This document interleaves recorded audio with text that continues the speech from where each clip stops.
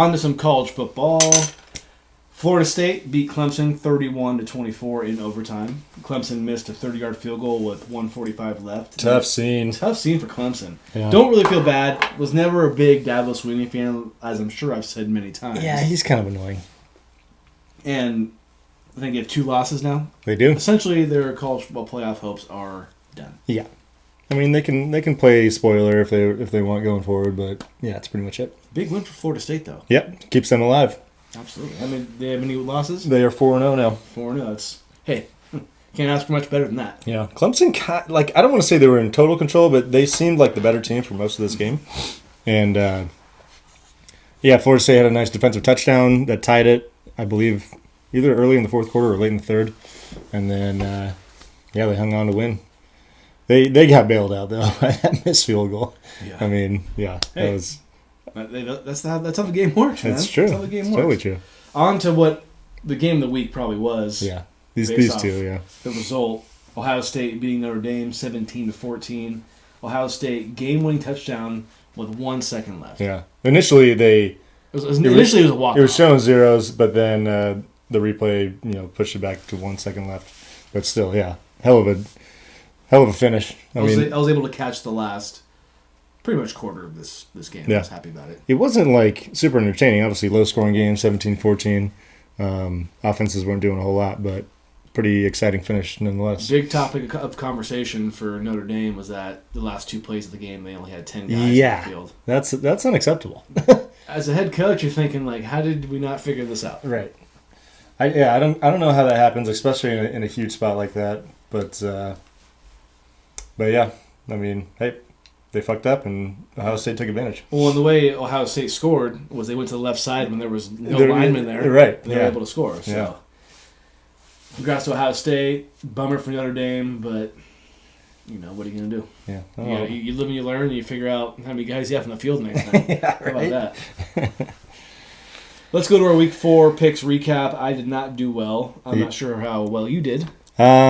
So, yeah, you went 1-3. You lost on Colorado. They got absolutely steamrolled by Oregon. I'm a little shocked you didn't mention Colorado in these two in the top. Yeah, I mean, I knew we'd talk about them in this, but tough one. I mean, do you have any notes on this game? Just the fact that they have to play USC this week. Yeah, it's gonna be a rough go. I believe Colorado's going to be at home, which will be any kind of silver lining. You're playing at home. But still USC. And Caleb Williams, like I've said to you before, I have not watched a lot of him, but I was able to watch a little bit of him over the weekend, and he makes it look easy out there. He does. He makes it look real easy. They actually played a pretty exciting game against Arizona State. Arizona State gave him a run. Yeah. I think once they were up 2 touchdowns late in the game, I turned it off. It was over. Yeah. I'm like, Arizona State did all they could, Right. No, they gave him a run. To me, Caleb Williams, like I said to you prior, that he has the elusiveness of a younger Russell Wilson, and then just he kind of throws it like Mahomes. He can whip it, man. He can whip it. Yeah, he's got the arm strength to play in the NFL, no doubt. So Colorado, that's what I call a humbling experience. Oh yeah, definitely. They pretty much they didn't score any points until last couple minutes of the game. Yeah, Colorado. It was 42-0 for most of the fourth quarter, I believe. I gotta say, one of the best pregame speeches I've heard in a long time was the Oregon head coach. That was awesome. It was short. It was sweet. Dan Lanning, he came with some fire. I mean, I don't know. Do you think he wrote that down before, or do you think it just came off the top? He's like, they're playing. What do you say? They're playing for Hollywood. Oh no, he's like they're playing for. They're playing for clicks. They're playing for clicks. We're playing for wins. There's a difference. Yeah. And he's like, this game ain't gonna be played in Hollywood. It's played on the grass. Yeah, that was. We're clearly an anti-Oregon podcast, I would say, but that was awesome. Got to tip the cap on that one. I loved that pregame speech. Yeah. It was reminiscent of Miracle on Ice, the movie. That's a good call. It was good. It was just good. Short, sweet, got to the point. I know those guys were amped to hear that. And he had the energy to go with it. So yeah, it was nice. I got to think to answer your question. I got to think he rehearsed that at least once, because those are some pretty good lines right there. He had to have at least written it. You don't just spit that out, in my mind. Maybe he didn't write it down, but he thought about it. He might have changed his career if that's the case, because he is good off the top. I'll give him that. Yeah. You also lost on Ole Miss against Alabama. I think Alabama won by a couple touchdowns in that one. Sorry, Lane Kiffin. Your one win was Florida State getting that little comeback against Clemson. Then you also lost UCLA +5 against Utah. That was a tough game to watch. Every time I tuned in, it was just bad offense all the way around. Not a good week for me, but you know what? I think I'll be okay. Yeah, I think you're now 6-6. My week, I went 1-1-2. I had 2 pushes this week. Pretty lame. I had Notre Dame +3. They lost by exactly 3. I had Iowa. And you thought Ohio State wasn't going to kick the field goal. I thought it would have been an interesting call to just kneel it. Mm-hmm. Because obviously, if something weird happens and the kick gets blocked and Notre Dame takes it back for 2, it's a tie game. Yeah. I think if you were playing it safe, you would kneel on it. I didn't think you were far off, but then of course, I think the fact there was 1 second left on the clock made a difference. Yeah, but there's never going to be time to set up for a field goal when there's 1 second left and that's the kickoff, you know. Mm-hmm. So that's why I thought it would be safe to kneel it, but yeah, lost that one or tied that one. Iowa +14, they got skunked 31-0 by Penn State. That was awesome. They kind of got hosed on some calls early in the game, and then it snowballed after that. Washington State was my one win. I had them +2.5. They won outright against Oregon State at home, and then my other tie was Oklahoma -14 against Cincinnati. They won 20-16 or 20-6 rather. Boomer. Yeah, boomer.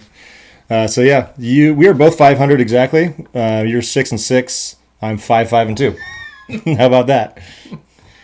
Doesn't sound as sexy. No, I don't like ties. I don't either. I don't have a sister, but I don't want to kiss her if I did. That's fair.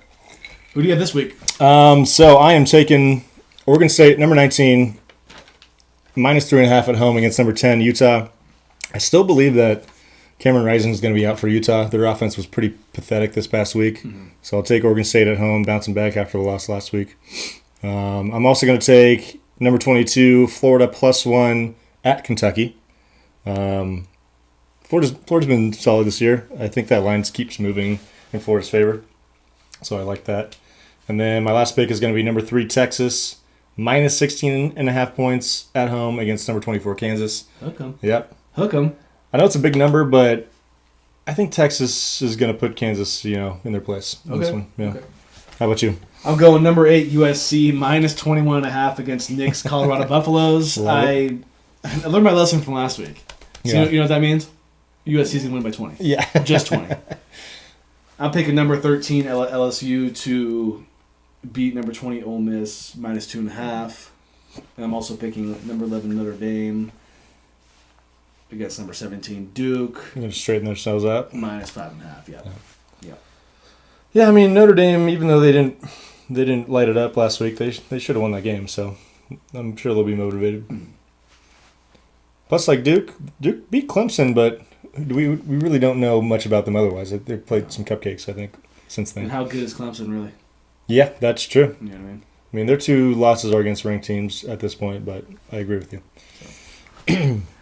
Not feeling good about USC, but I just... Those big numbers are tough. Sure. You went for it. Yeah, I took the bait. You took the bait. Almost thought about taking Texas, too. Didn't. I couldn't take 2 big spreads like that. Yeah. Couldn't do it. No. Don't like it at all.